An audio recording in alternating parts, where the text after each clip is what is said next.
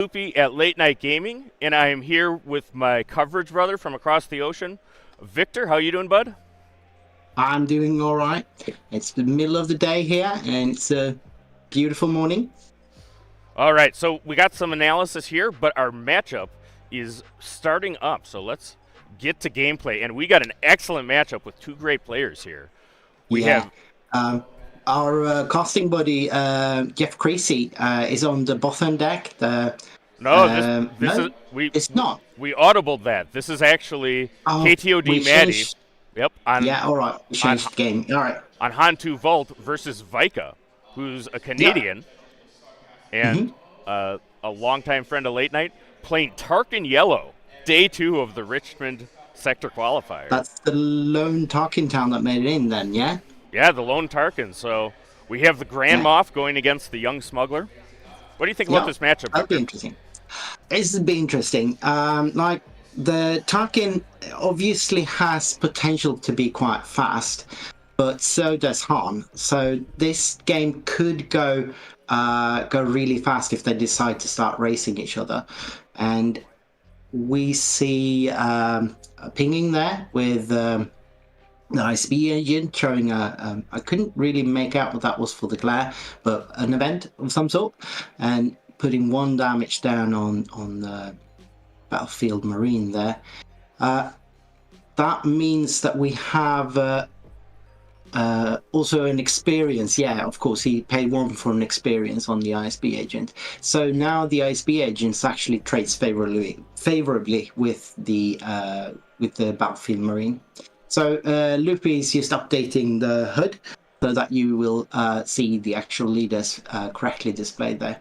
And we do see some of that speed, but going into trading here, so using the Fleet Lieutenant to be able to actually trade evenly with that ISB agent, that is Maddie taking care of that and keeping the board in a fairly similar manner. So we've got that's a lurking TIE Phantom, I think, on the side of the Tarkin, and that is sort of, we used to see in set 2 in this deck first popping up, that was kind of a sort of a combo deck almost, yes, where you were absolutely using the Phantom together with the advanced TIE to get it buffed really big, and nothing could really hurt it in the end.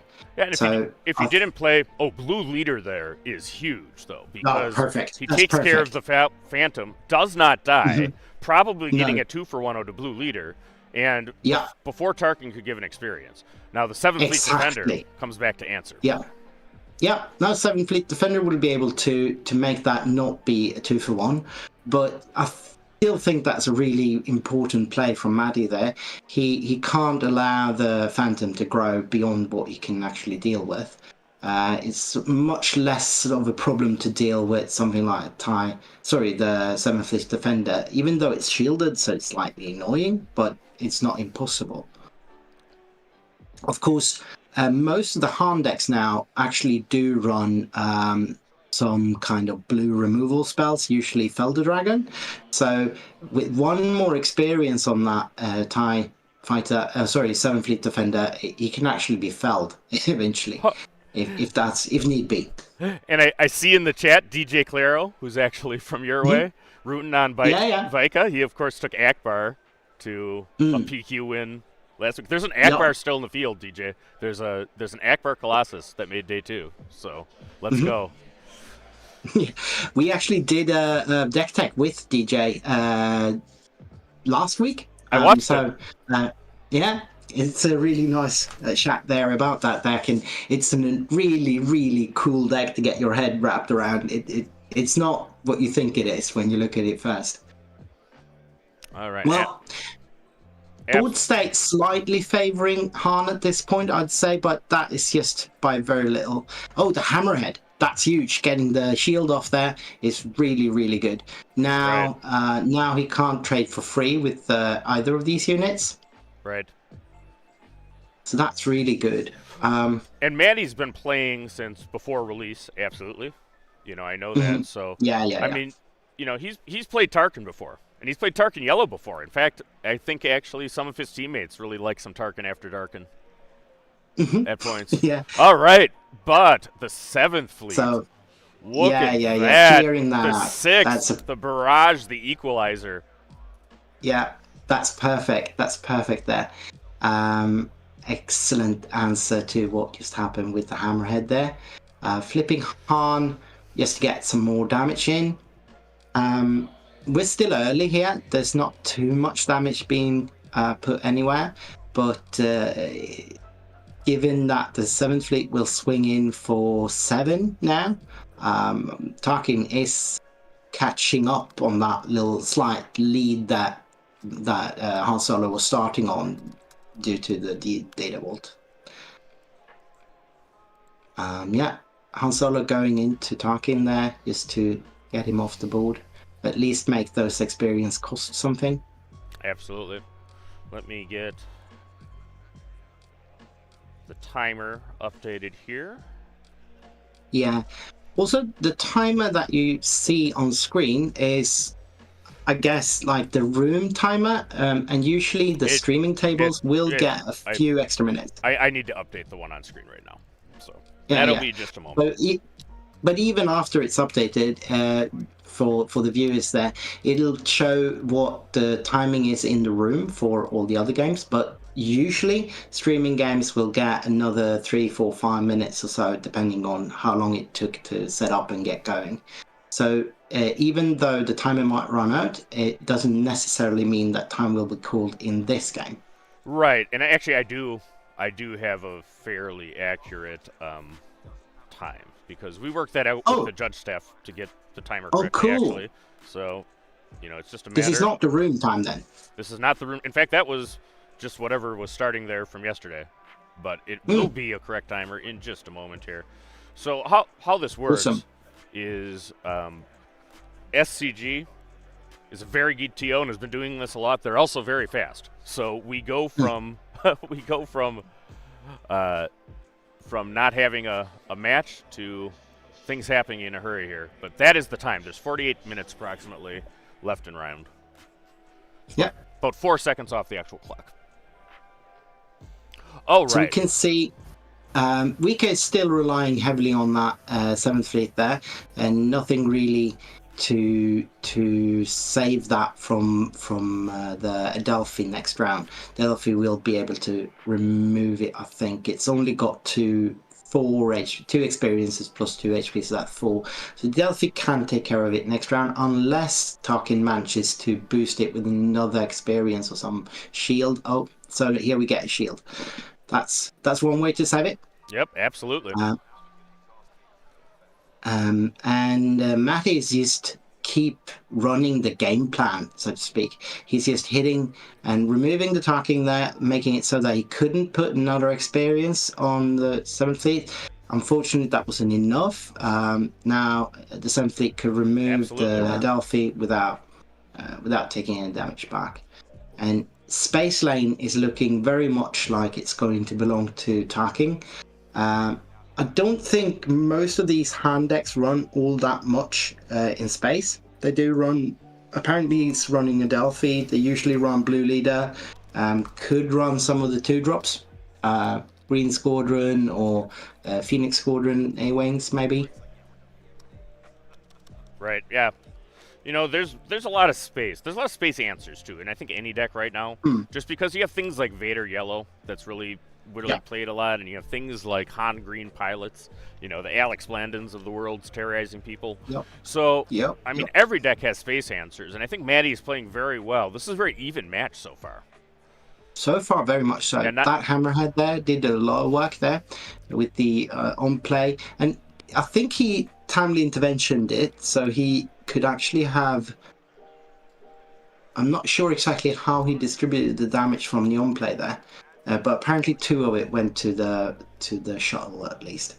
So we get our Vader here. Absolutely. Let's go. What is he going to get from the when played of Vader? Always important. Yeah. That could be a Phantom. It could be another 7th Fleet. There are lots of good units they could bring out here.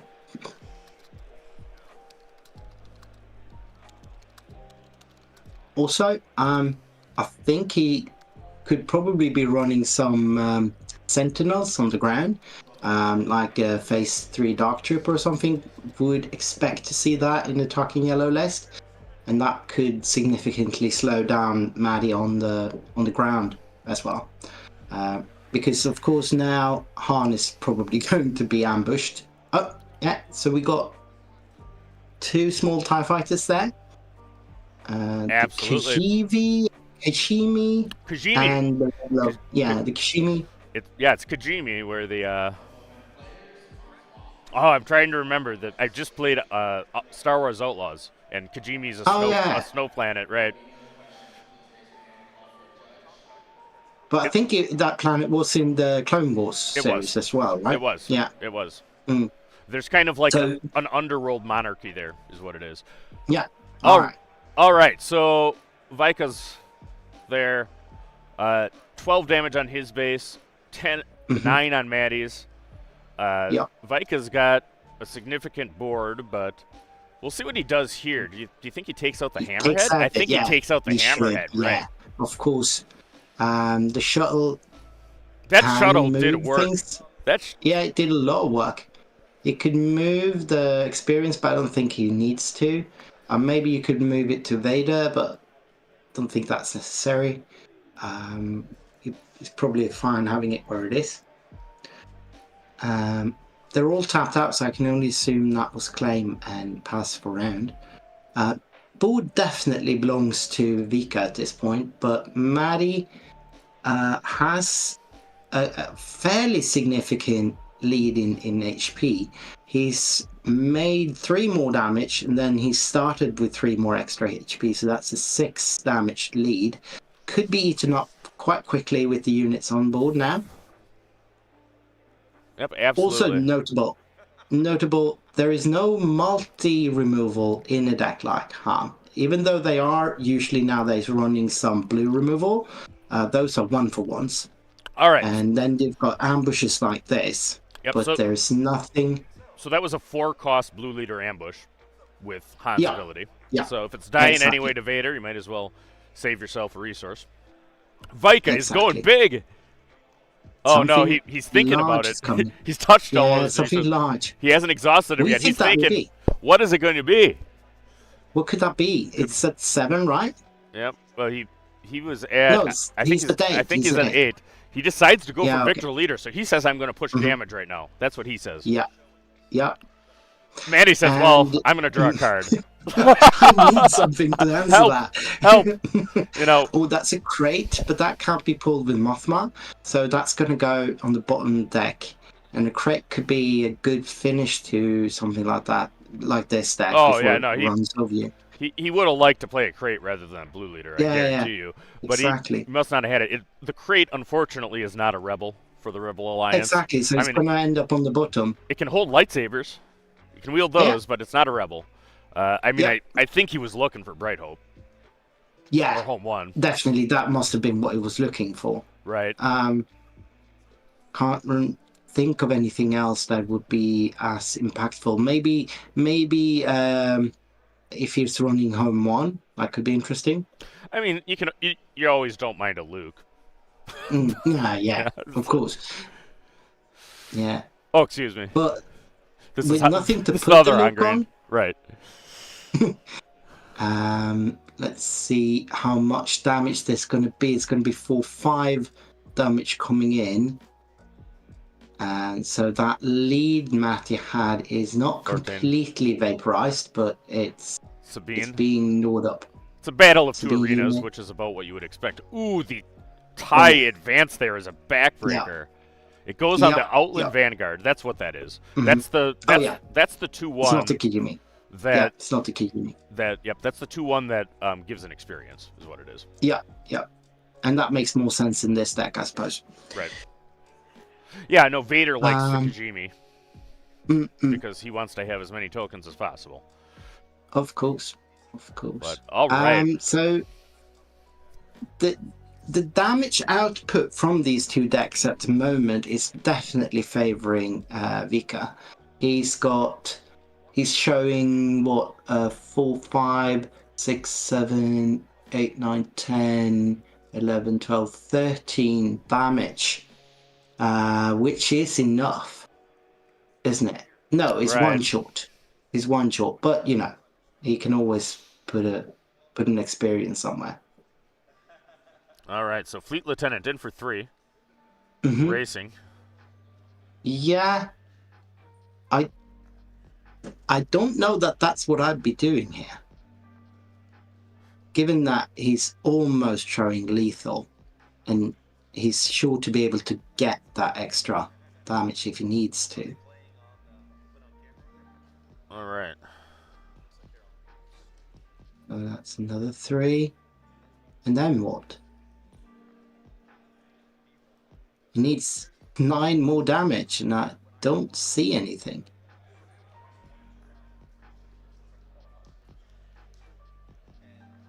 What is the play?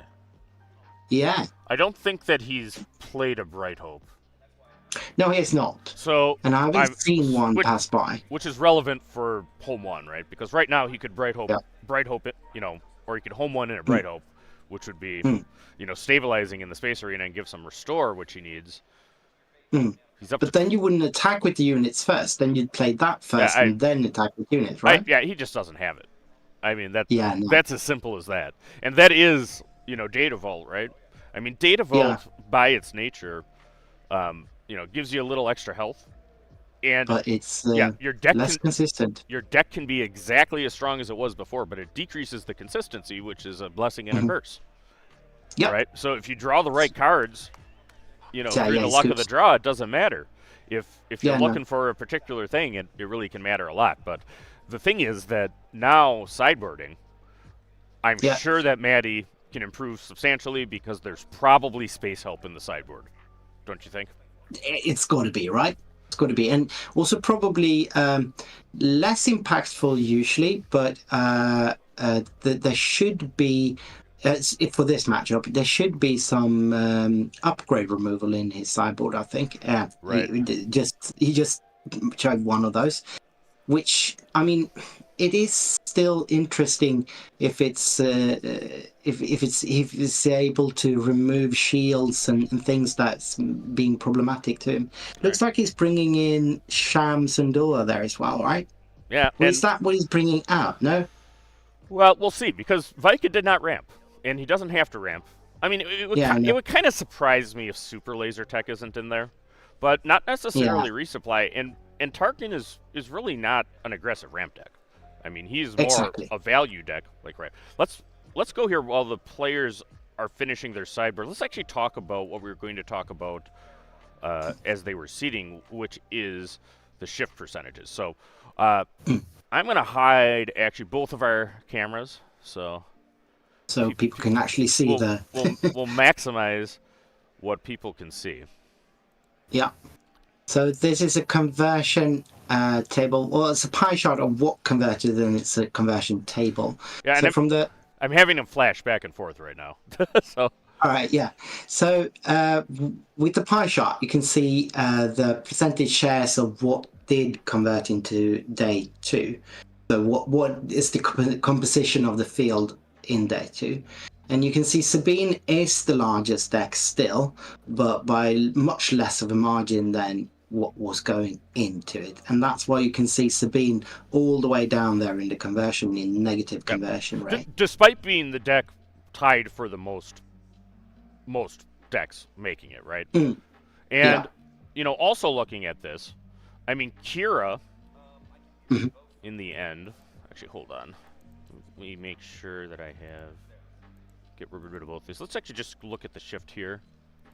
And yeah, the shift chart is really interesting. So you can see that that Kira shifted much more positively than what Sabine did, but it's still not as amazing as you would see from both of the hand decks that were quite well represented, but they're very well represented in the day 2 here. All right. They're going into the next match. Both the sideboarder and caught. Maddie took initiative. Yep. And as well he should. I mean, both of these decks are essentially true mid-range decks, but they can go fast. So given that, if he's finding himself in a position to race, then it's obviously very favorable going fast. And he doesn't have ECL or Tarkin Town or anything like that to sort of make going second interesting in any way.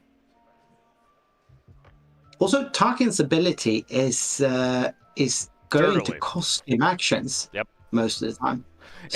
And Vika's used to that, though. I mean, he's a dirtily player and does very, very well with it. I mean, actually, shout out to him. Long ago, before the release of this game, I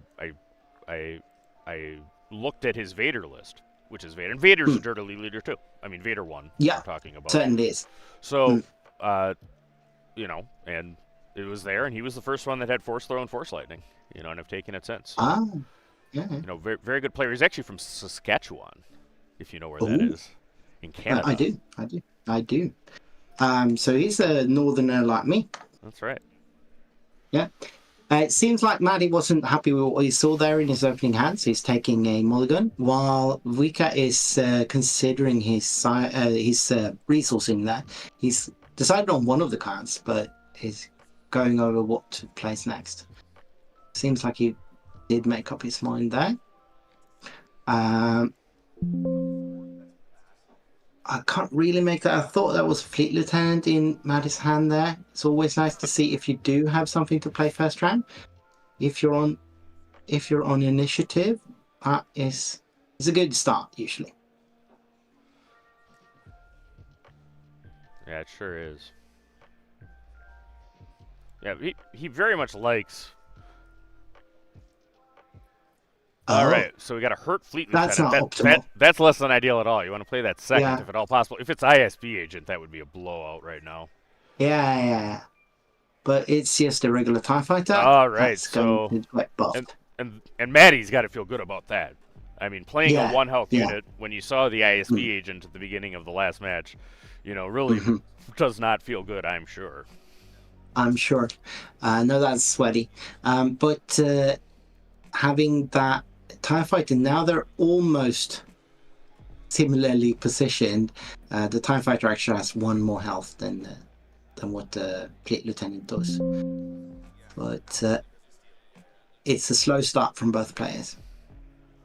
All right, so Fleet Lieutenant, the duo hitting for 5. Yeah. All right, so that's still a good start then. Okay, here we go. You don't see the turn 2 Fleet Lieutenant ambushing a Fleet Lieutenant every day. No, not every day. And Vika now on the negative side of variance. Waylaying the Fleet Lieutenant does not feel great.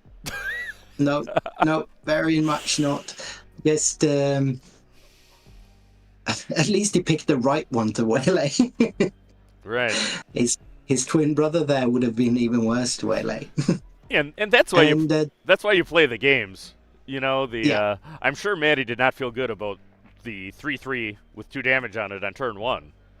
But really, with how this went, with Vika not having a follow, and then finding another Fleet Lieutenant, Yeah. I think there's actually a good position. Yeah, it certainly is. He's 8 points ahead, and playing Waylay there, he couldn't even afford to further boost the TIE fighter. So that's an awful start from Tarkin. All right. Didn't he? He didn't even strike with the TIE fighter. Oh yeah, he did. Yeah. So that should be 3 damage on base at least. But still.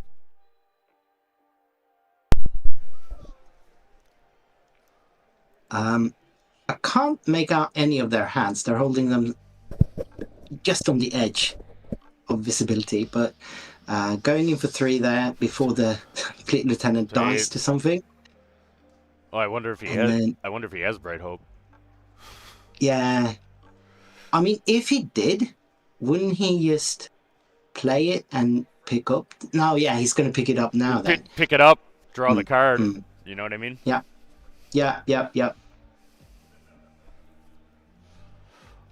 This is game 2, and Vika is up 1-0. I'll update that. Exactly. So that's a Poe. Nice there. And now all of a sudden the board position is a lot better from Maddie there. Of course, Viktor did get the advanced ties, 2 extra experiences onto that small TIE fighter, making it a 5-4, which is respectable in space. Yeah, but look what Maddie laid down. It's Red Poe, which Tarkin does not have an immediate answer for, and you know he can kill. He had to claim. He can kill the TIE Advanced with an on attack, right? By discarding a card. Yeah, the TIE Advanced, yes, he can, and that also made Viktor just claim and not hit with the buffed TIE, which is about as strongly as you can signal barrage. Let's see if that's actually the case. Exactly. And the barrage would take care of both of these units on Matty's side. So if this is indeed a barrage, then he's good. Yeah, it is. So both of them removed there. He's barraging for 7 actually, but only needs the 5. It is. All right, so as we go through today, we're going to have various commentators joining us throughout the matches. We're probably going to be mostly doing elimination matches. I mean, the people that are at the very, very top of this, on the bubble. Not yet, but soon we'll start drawing if they're both guaranteed to go in by continuing to draw. That's typically what happens for the last couple rounds of Swiss, potentially. But, you know, I think that elimination matches are what you want. You know, essentially, nobody wants to go down another one. I think both these players are X2. So, I mean, they're not out of it on a loss, but you really want to win if at all possible if you're trying to get into a top 8. Tarkin flips and Han flips. Right. And out of those two, I think Tarkin is the one more benefiting from being flipped rather than in his leader form, since his ability becomes for free then. Whereas Han ability is pretty much the same. It's just not limited to 1 card. So it doesn't really matter that much for Han if he's flipped or not. He's just another 3/6 body on the field. So he has plays Resistance Blue Squadron or Resistance A-Wing. Yeah, the card. What it does is when played, it does damage equal to a space unit. So the TIE took 1 damage. Right, which is not that much. He needs a lot more. It's kind of a space only Akbar. Right. Yeah, the chat is correctly saying how good Barrage has been since reveal. Absolutely. And I mean, you know it's coming. Yeah. But I mean, even when telegraphed like that, it's still not that much you can do about it. But I think Maddie's taken some damage. He's at 13 damage on base. But he's about to stabilize. I think so, yeah. Right, because that TIE does not have a lot of health. No, that's the only thing that's... And I believe does the A-Wing hit for 3 or 4? 4. All right. 4/3. It's a 3. I think it actually might be a 3/4. So the TIE has 1 health left now. Okay, so there's 1 left. Does he have anything else that could ping for 1? Sure. Resistance A-Wing would be 1. Yeah. Hammerhead time doesn't matter. I mean, he's got Hammerhead, 1. obviously. I'm sure he's got 1 card in his hand. Probably. But does he have any of those in hand? Well, that's the thing. You know, and he's on Data Vault, so not always maximum consistency. And that's just how it is. This is the blessing and the curse of that extra 3 health. Though, I mean, on the other hand, it does allow you to slot some more options. So a lot of times you have some of your cards that are niche uses or, you know, against a certain deck. But more of them are main decked if you're Data Vault, so you can draw them. Sure, but I think like a big drawback is after sideboarding, you still only get to sideboard a maximum of 10 cards. So those cards that normally will correct for that are less likely to show up.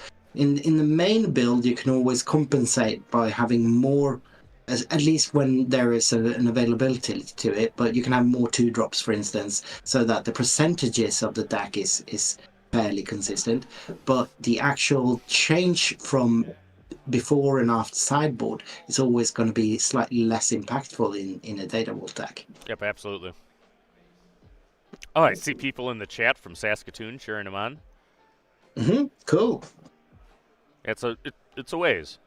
All right, so Tarkin comes in. Yep, still alive. Ooh, and gives another experience to that tie, protecting the tie. Makes it have 2 health left then. Timely intervention. Timely intervention. Ooh, perfect. That is perfect. Hot. He can still do it. Yeah. Well, one card removes it. Yep, and then removes Tarkin. And I think what I really like about Maddie's play there is, I mean, it was timely from hand, right? So I don't know how long he's had that timely stashed. Yeah.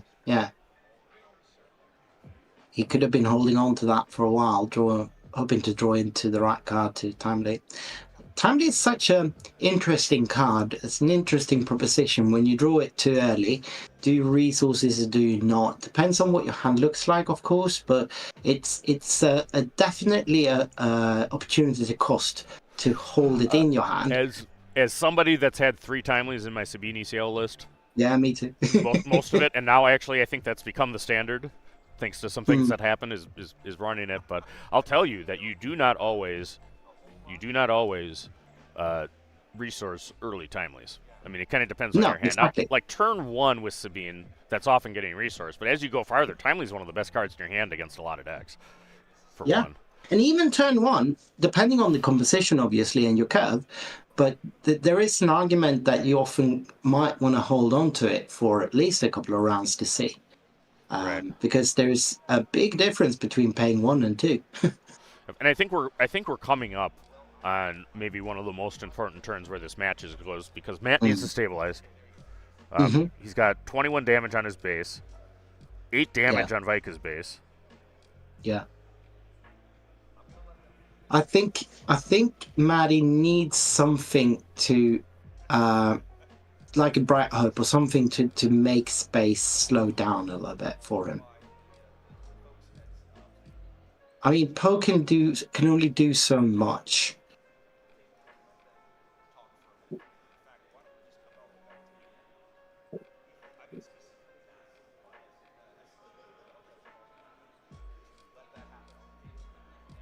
They are talking something over here. Not sure what. Well, is there a judge at the table, maybe? There sure is. So all 3 of the stream tables now have judges there. Actually, our good friend Gandork is sitting next to these 2 gentlemen. So I guarantee you that this match will be correctly played. But I think they're actually just talking. These are 2 very good people, too, if you've met either Viktor or Maddie. So they're great. So is that 8? Is he going to kill the P fighter there, maybe, with the on attack? Oh, I mean, he's going to do. He can actually kill the 7th fleet too if he discards 2 cards. Yeah, he could for 2 cards. Not sure if it's worth it though. I'd probably hold on to at least 1 card. Yeah, gets rid of the P and holds on to the other card because he's got 7 open resources there. He probably wants to play something. Of course, he could smuggle something as well. Yeah, usually you want to play something on 7, if at all possible. Yep. All right. So Poe goes in. He takes care of the P38. Oh. Vader answers, turning off Han's ability. Hopefully his play wasn't Bright Hope. Yeah. Do you put Vader into Han? What? Yeah. Do you put Vader into Han here, or do you remove Poe? Well, I think it clearly goes into Han. So and the reason is that it turns off Han's ability, and that can mess with that could mess with sequencing, and that can mess with Maddie's hand. So I think that the disrupted part, and I mean, I might not be as obvious if it was closer, right? But Vika can body 16 damage still. Right. I think that stopping the board state is more important at this point. I think that stopping like a home one right now is more crucial than that. So Vader comes in. He does take out Han. He's able to get a 7 Fleet Defender, which is probably ideal. There is Bright Hope. Right, yeah. And he does pick up Poe. Yeah, I think. Yeah. And I think that's good. I think that's a good play, and I think that's about finding an answer. Yeah, certainly. I do agree to that. Also, Poe can be hard played, and Vader won't be able to remove him on just one strike without being buffed. Right.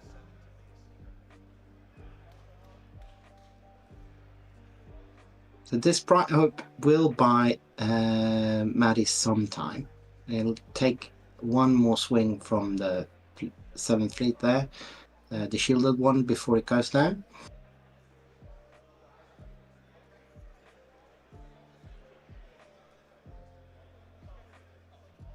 Did Maddie claim? Yeah, he did.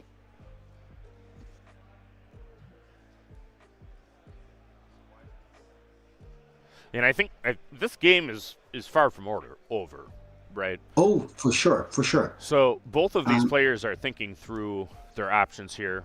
Viktor has a Vader in the ground arena, 2 7 Fleet Defenders, 1 shielded, 1 not. 7 resources tapped for another timely Poe. That is actually very big. That's very good. This one from the row with Smuggle, he's going to be able to kill Vader, and he's going to kill at least one of the 7 fleets. He's going to discard a Resistance A-Wing to kill his 7 Fleet Defender, and he could also discard the shield of the other. Yeah, and he's doing a great job of protecting his life total right now, and he knows that's what he needs to do. I do think that, I mean, if you get to the point that Han Vault is like dropping crates, I mean, it's no longer official, but CAD there is a backbreaker.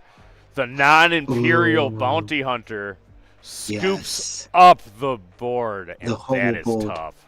It all vanishes. And Maddie needs more cards. So he's digging for answers here. Home one. That's something. It won't be able to answer CAD though. He's at 21 damage, so Viktor probably wants, and he has to see the discard pile, which you're absolutely able to do and should do if you're counting things. And you want to be counting like the power cards. You want to be counting your... if you know your opponent's deck, and Viktor is astute enough that he's probably repped into and practiced against Han Vault before coming today. It's a well-known deck. Counting outs. Well-known deck for like 3 weeks. But, but Kodamron did a well enough job of explaining it to everyone. Woo. Yep. I'm looking at Wu just gave me the thumbs up, so I think he retained his undefeated record. All right. On Kira. If anybody hasn't seen the Kira Masterclass, if you're wondering if our teachers were qualified, they're both on day 2, one on Revolt. Offer is about as qualified as you can get. And we did a different thing because his deep dives are as good as they come. And they kind of his own deep dives are amazing on blue-green leaders. Yep. Well, if he does one, they're amazing. I mean, because I know how he tests. Yep. All right. See. How does a home one is not enough to get back here, because it unfortunately has very little immediate impact. And he's discarded enough cards. You can't easily see hand sizes, but he's discarded enough cards that a Rebellious Hammerhead that's probably not one-shot Cad Bane at 7 health. Yeah. So, I mean, things that help would include like Echo-based Defender. That would help somewhat, but I could see the Echo-based Defenders got sideboarded out because this is only game 2. He hadn't seen a Cad Bane, which is not a unit that I would expect to see in a Tarkin Yellow list. Tarkin Yellow would not be a deck I expect to see. No, not that either. But certainly. I mean, you got your Vadus on the ground. But other than that, there's not much. And obviously the ISB agents got shown in that first game. Other than that, we haven't seen much ground game at all from Tarkin, and you wouldn't expect too much ground game from him. All right. So, and we are getting hot and heavy here, folks. Yeah, if he gets to swing with both these units, then it's game.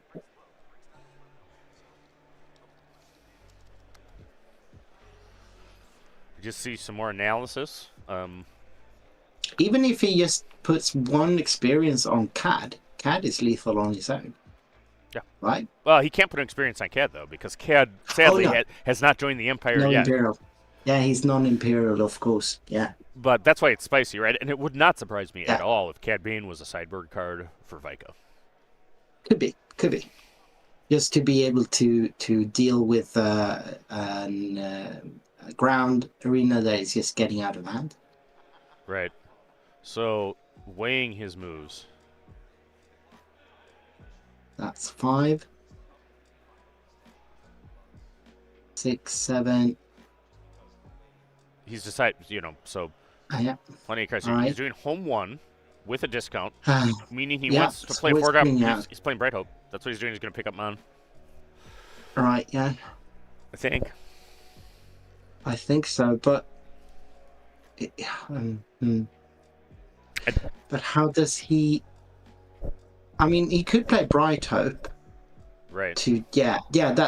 Bright Hope should give him another round. Right. Or at least it could give him another round. Oh, no, okay. It's Blue Leader into him. Blue Leader is fine, but it heals 1, right? Right. It does. So, but how does he get that last damage in on CAD then? Oh. Yeah, that's that is, and we were talking before. Overwhelming Barrage is a card, my friends. It is a card.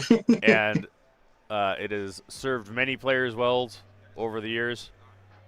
Yep. And Maddie concedes going here. Mm-hmm. All right. No, there's no coming back from that. Oh, no. Absolutely not. So that is game then. And I think Maddie having 3 losses now on his record, it would be very surprising if he could fight his way back into top 8 from here. All right, so I got some new stuff to show you here. Mm-hmm. We're going to look at it together. Okay. Oh, nice. So the bases. This is the bases through the top 64. Shout out to Kirjan, one of our guys that's doing analysis behind the scenes here.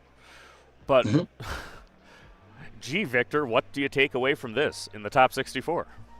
Well, I think that after Lille, some people got their eyes open to a certain green base that was kind of I disparaged it because of the consistency issues, and I think a lot of people coming in from other card games and being purists have been very quick to disparage this base, but the lived experience of these last few weeks shows that the Data Vault is a force to be reckoned with. Right. And, going through the rest of this, I think Quinlan is mainly holding down Tarkin Town. Quinlan actually converted pretty well, and we'll see that in a second. Yeah. Despite dropping in meta share, plummeting. Yeah. Having been considered the top deck of the meta to now be relegated to, 5th or 6th? Right. Deck? But those that played it, converted well. That's the Tarkin Town. The ECLs is mostly Sabine, or probably exclusively Sabine, honestly, because I think there's 6 Sabine CCLs and 2 Sabine yellows. So yellow is the space decks, Vader and Sabine yellow. Green, the green 30 is primarily Han green, and then we have. I would assume, yeah. Yep, and then we have blue. Han 2 blue, right? Han 2 blue, yeah. No, Cole. I actually waved at him as he sat down, Cole Lepine. And he's just killing it with realizing that the moment might have come back for Han Blue. Yeah. And there we go. And it's a Han Blue as well. Oh, and there wasn't there 2 blues decks? All right. So yeah, Anakin blue, not Han 2 blue. All right. So here's another one. I could go back to it for a sec. This is actually the leaders that are still in it. So we'll look at the shift in a moment too. But what you see here is actually just raw numbers that converted. And any takeaways from this, Viktor? Like I am a little bit surprised by the CAD decks doing as well as they are. I would have thought that they would have a tough time in this meta, but Han 2 is probably a very good prey for them. They can either force them to play around the ping and not, use it as much, or they can prey on them when they do use it. So I guess that's something. And also Anakin is interesting. It's still one of the most popular decks in the field, and you only have 2 representing it in the top field. And this is not the first tournament we see this. Very, very poor conversion rates for Anakin. So even though I actually do think it's a very strong deck, I think that most players that are playing Anakin should probably not be playing it. Yep. There we go. And, I mean, as you see, we have Anakin with a stick figure. That's Kirjan doing that. And, I mean, how about the people bringing their homebrews, though? I mean, we have a Tarkin here. We just saw that there. Yoda made it. There's a Pelp. Yeah. I think that my boy Steal Your Girl Pelp, he's been playing it set one. He's a Wisconsin guy, still on it. And we saw him on stream winning. There's an Iden, which I believe is the Iden Yellow. Still going. He actually, he's the Pelp Yellow is the only loss that Ryan Warner took with his Sabine deck. When do you see a Pelp deck beating a yellow Sabine? Oh, so there, and Ryan Warner is a great play, but do you know that both of them are local to the same store? Oh, okay, so they actually know each other well. They know each other in play, and so Pelp has a little easier time. I know I talk to Tim all the time about Pelp Yellow. I mean, I think that he certainly prefers the Sabine Yellow matchup to Sabine ECL matchup, just because of Wrecker. All right, yeah. And they've played all the time, and he gets them sometimes. Apparently. Vader can get Sabine Yellow, too. Sure. Easier than Sabine ECL. All right, so here's the shift percentage. Okay, and I redid this to try to be more clear, but it's actually Ray. Right at the end, topped the conversion shift. Yep. Followed by the 2 Hans. Followed by Cat and Quinn. And then Cat. Yep. Kira. Now Kira has the last remaining undefeated player. Yep. If you've ever played against Wu, you'd understand.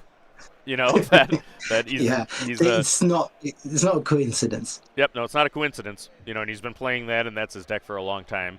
Akbar, I mean, it was the one-offs. It was one person going, but I think only there was 1 or 2 that registered, so that was the shift going on, and same thing for Tarkin. So holding up their stuff.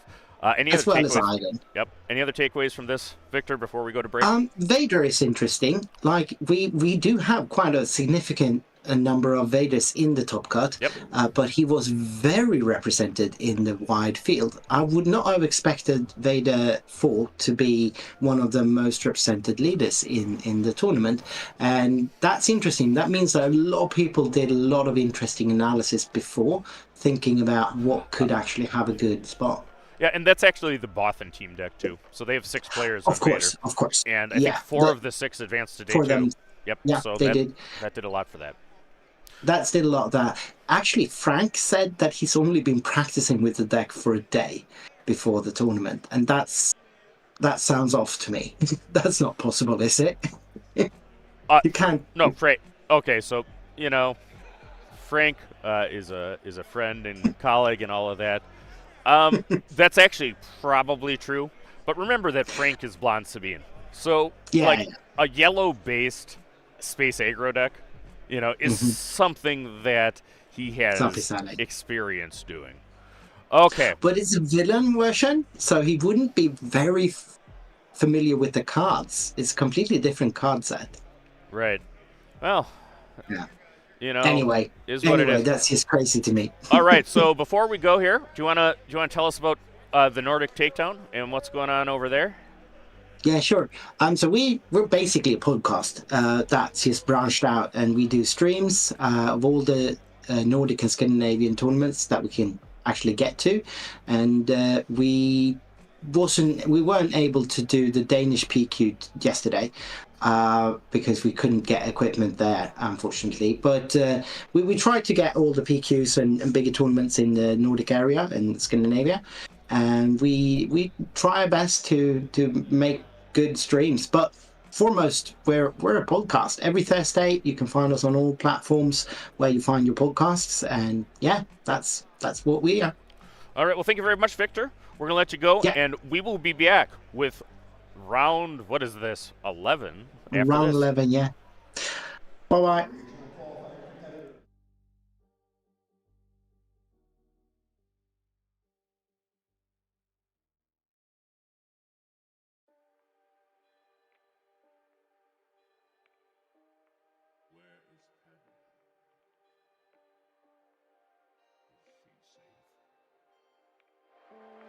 Is she all right?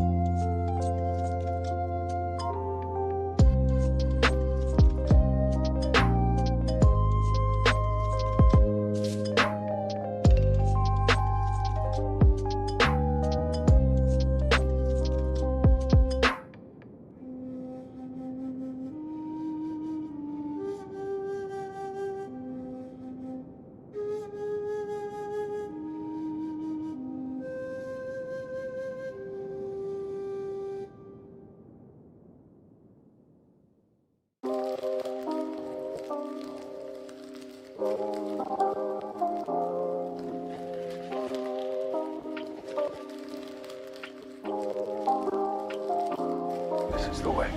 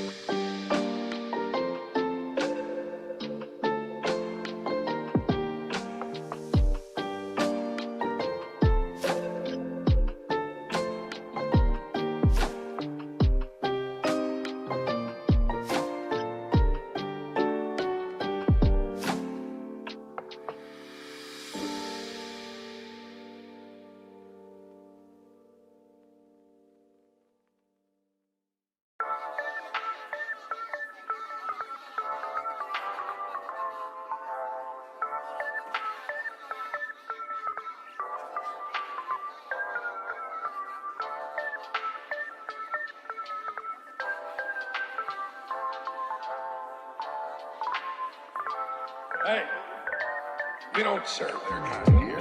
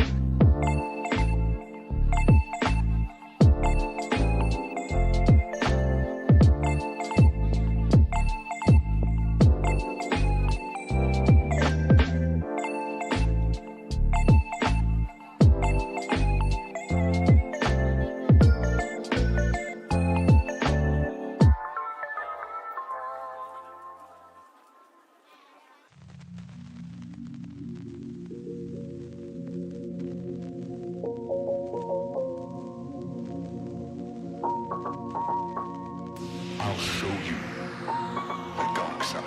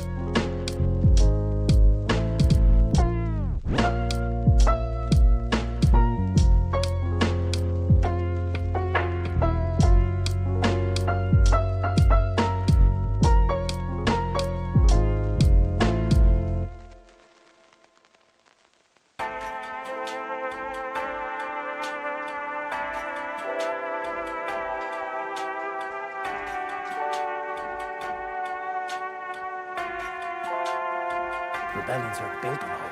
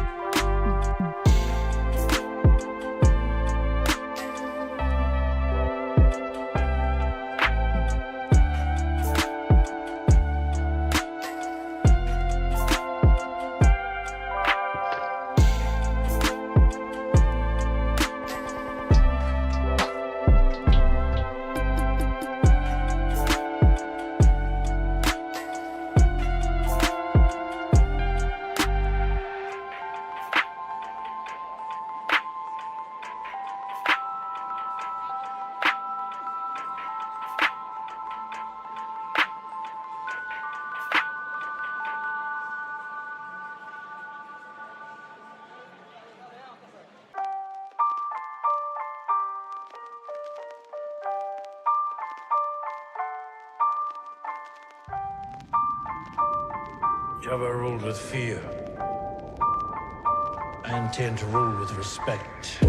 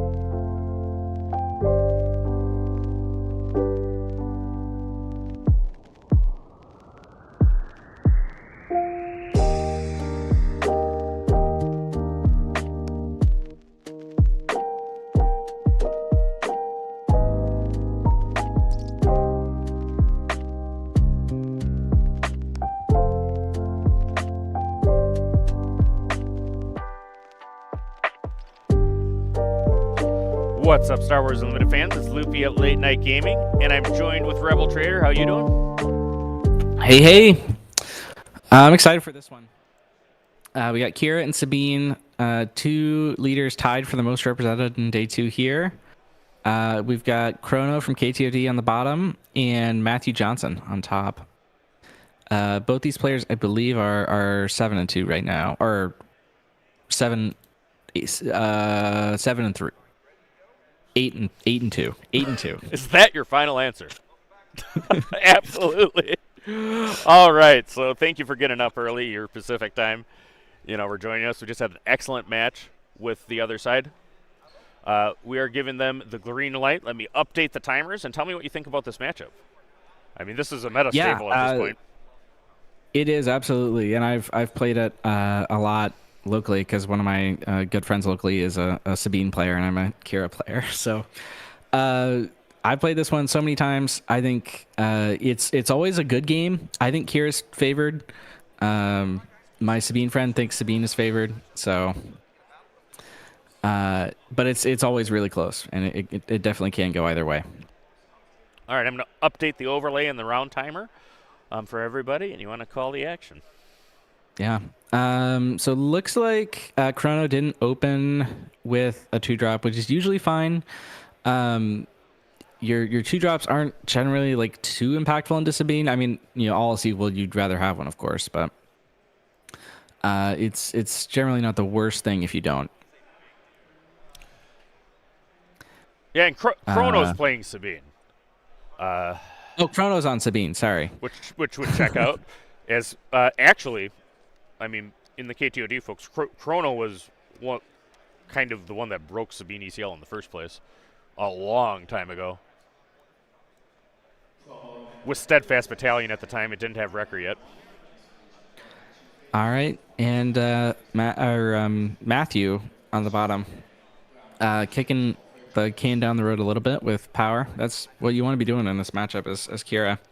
Right, and if you listen to the Kira Masterclass, I mean, one thing that was said that I think both Tada and Wu agreed with was oftentimes, I mean, if you ramp this turn, that's just fine into Sabine as opposed to just prioritizing it on turn 2.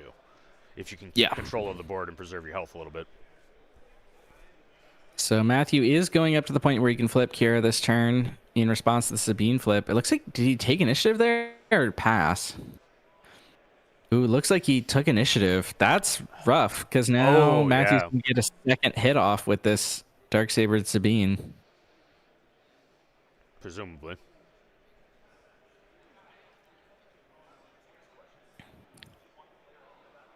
Yeah, I don't think there's anything that can remove Sabine. Maybe Rival's Fall if he's on it. Yeah, is he on 6? Yeah, he is. Yeah, he's on 6. Right.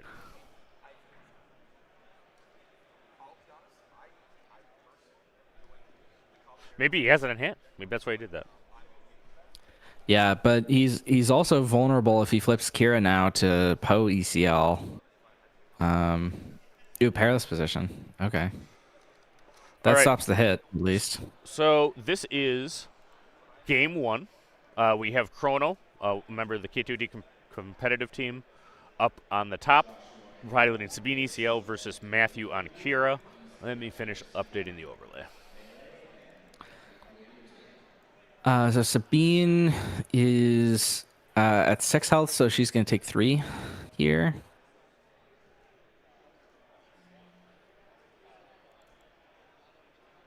Ooh, and Chrono doesn't have the Poe. That's a glimmer of hope for Matthew.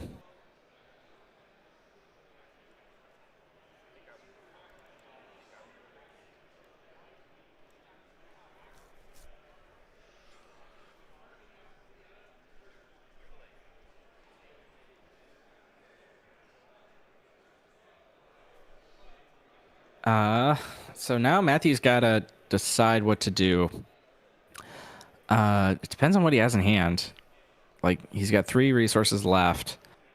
Could be like another Power of the Dark Side. That would be impactful. It looks like he's just going to trade with the Sabine there.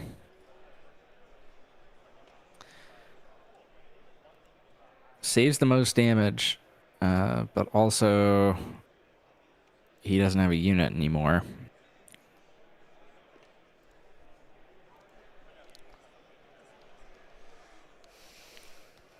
Ooh, he's looking at his resources. Does he have something to smuggle?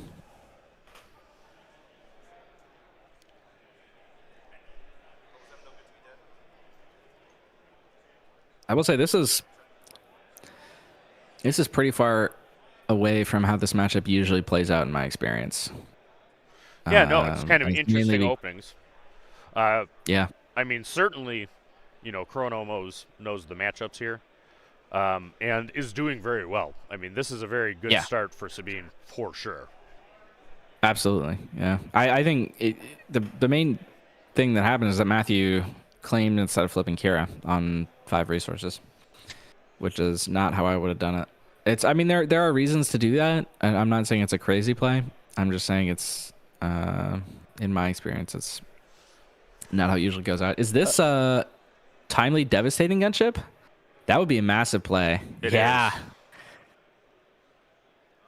Well, that is a swing. How about that? Yeah. It's already a 2-for-1. And, the fact that the devastating gunship has grit makes it feel even better. Because now that sucker's hitting for, what, 5? Or is it a 3? Is it 3, 5, 6. Or 2? 6? It's a 3-5. Yep. Let's go.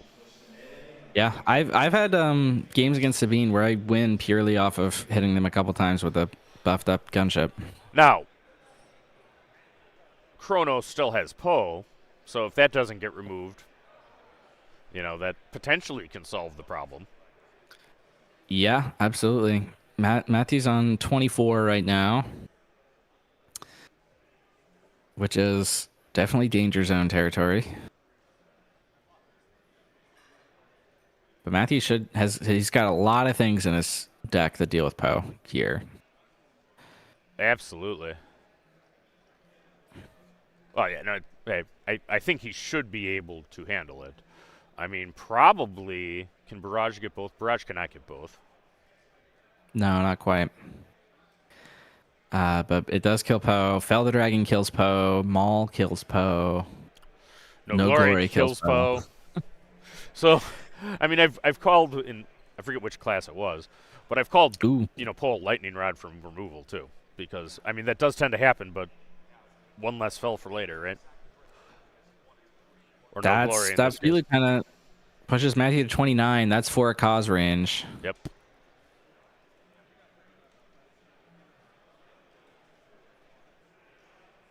Wait. 20. 26? I'm not sure what's going on here. 26 is marked. Okay. The players yeah, I mean, I maybe, guess maybe tracking their health sideways. We'll see. Yeah, yeah, my guess is they're probably doing it on paper, and there was an overcount at some point.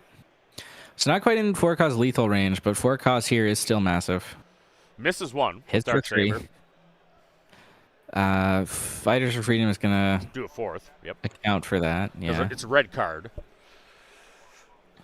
Not red unit. So that brings 20, 31. That's big.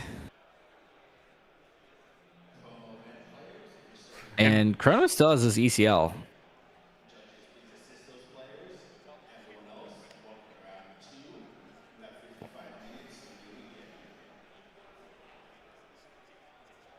All right, so can Matthew stabilize? I mean, Vigilance. Vigilance doesn't kill the fighters, which is massive. I'm not sure how many resources he's at, but he should be in range of doing Reinforcement Walker.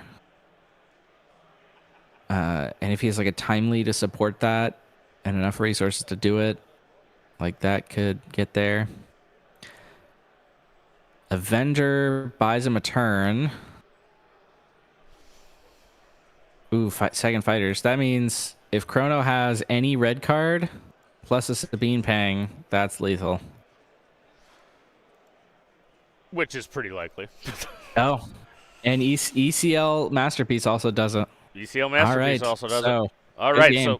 so round 1 goes to Chrono on Sabine.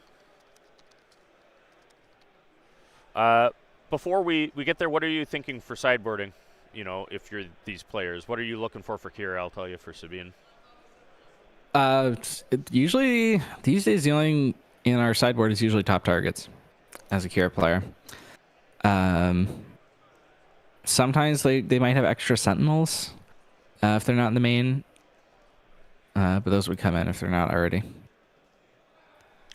All right, absolutely. And Sabine, I mean, the one I think sure thing is if there's any timely interventions in your board, you bring that in against Kira, because these games, like that game, he never lost control, right? I mean, Sabine had tempo from the beginning, control, blistering damage, and that's what you want, right? But the backup plan, if Kira gets a vigilance off or 2 or top targets or does her healing, you know, is trying to keep your ground arena clear and then ambushing Wrecker and Foricause. I mean, that can do a lot of damage to Kira and punish her for going into the ground arena. So I actually had a match against Kira. It was a set ago to get into the top 8 at the Chicago PQ that I was the finalist on. I was on Sabine. That match went to time, actually. And I burned through in game 3 all 3 of his vigilances and 2 top targets of damage. And you can keep pushing it on. I mean, Sabine's top end is not weak since the introduction of Wrecker and Poe in set 2. All right, let's pop here in a second. The players are sideboarding here. I'm showing, actually still got Viktor there. I'll get your name tag here and swap that out.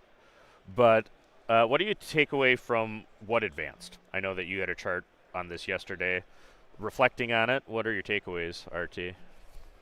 Lots of Kira, lots of Sabine, makes sense. Han also is really interesting to me. It was one of our most played decks, but it wasn't quite as high as it was, so it's definitely a big winner. It's sort of an all-rounder deck. You know, it can beat lots of things, but it also sort of loses to a lot of things sometimes. Right. So I'm excited to see how that one goes once we get into Top Cut. I imagine like 1 or 2 of them have to make Top Cut. Yep. I mean, with this number, you'd expect to. I mean, anything can happen. I mean, so yeah. But all of these players, and I think it actually with the extra round of Swiss that they did, a little bit extra Star Wars from us. That decision came from FFG. I confirmed yesterday, so they wanted to have people still playing, you know, and longer. But I think that makes it so I mean, I think maybe most or all of the players, if they win out, are in the top 8. Yeah. I think I tried to do the math last night, and I think every X2 is going to make it, and there might even be some that are a bit below that also make it. Right.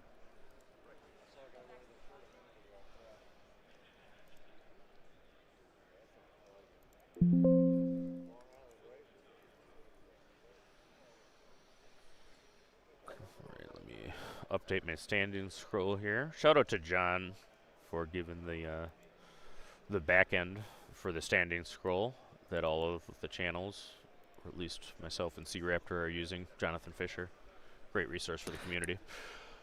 All right, it looks like Matthew was whiffed on his turn 1 play again. Right. Though, I mean, really, all I think you want is Pershing, right? Maybe a sometimes. I mean, sometimes in this board state, Inferno 4 would do nice. Right. Because Chrono went to space. Make an opening, though. Ooh, Heals the damage. That's a name I haven't heard in a long time. There we go.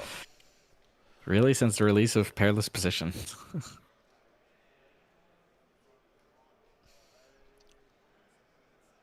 I can tell you Matthew is from Michigan or bought tokens at Misty Mountain, one of the two. He is local. I've seen him at events. I believe he might be in Michigan. That's awesome. Yep. All right, we did have the updated standings now scrolling up top, so that is should be after round 10. As you want to follow along with everybody. Thanks for joining us here at the coverage of the Minnesota Regional Qualifier, the largest American SWU event to date and the second largest ever.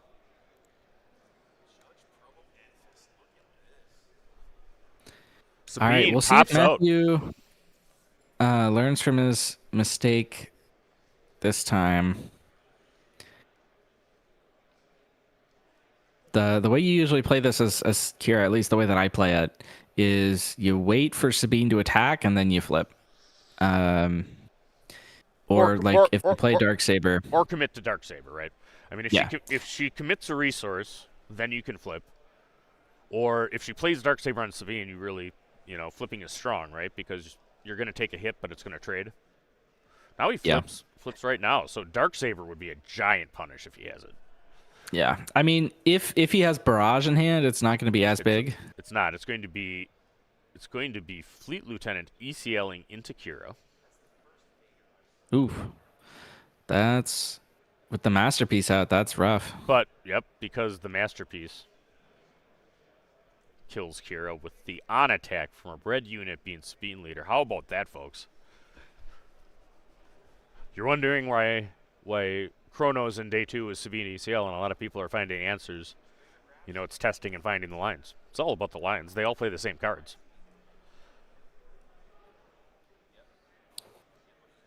The Sabine thread at KTOD is one of the most active threads. I know you're on KTOD too, I believe, right? Yeah, I am. So, safe to say there. Ooh. But Callus, and speaking of names we haven't heard for a while, that is actually a big answer. Yeah. Callus has been, we've talked about Callus in the KTOD Kira thread. Right. But it's definitely not standard. I think there's some pretty good Kira players on Callus today. I guess I'll leave it at that. All right, so he plays the Battlefield Marine 2. Just put in a clinic. Putting the green unit out first, that's very important. Putting a non-unique unit into the ground arena. Because Callus draws on unique units. Doing well. All right, so that Masterpiece it should have 4 health left. Matthew better have a Barrage. I mean, if he does, it puts him in a really good spot. Could take out both those space units.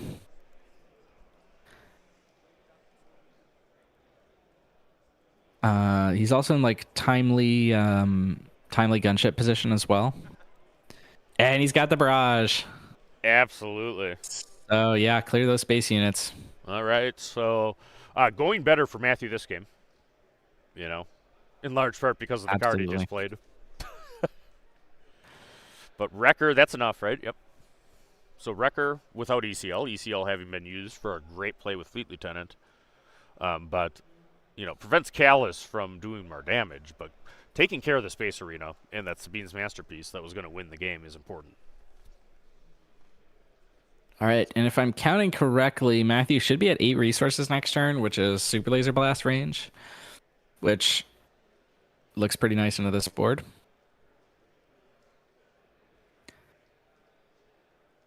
He does have to have something for that Wrecker, but there's so many things in Kira that do it.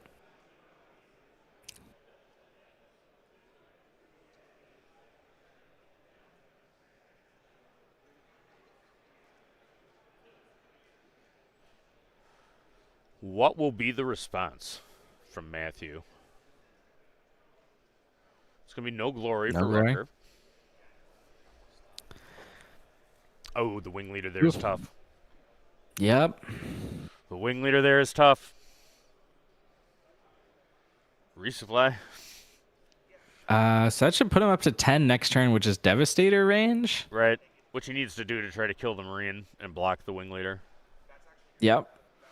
And that is Fighters for Freedom is, and it's about resourcing decisions. It's about thinking ahead. It's about knowing what cards are for the right lines going forward. But Fighters for Freedom Matthew is an excellent card into Kira. Matthew really wants a Super Laser Blast here. Yeah, I think that's actually better than Devastator at this point, right? Yeah. 25 damage on Kira's base, 5 on ECL. 8 damage to go from Chrono. Can he seal the deal here in round 11?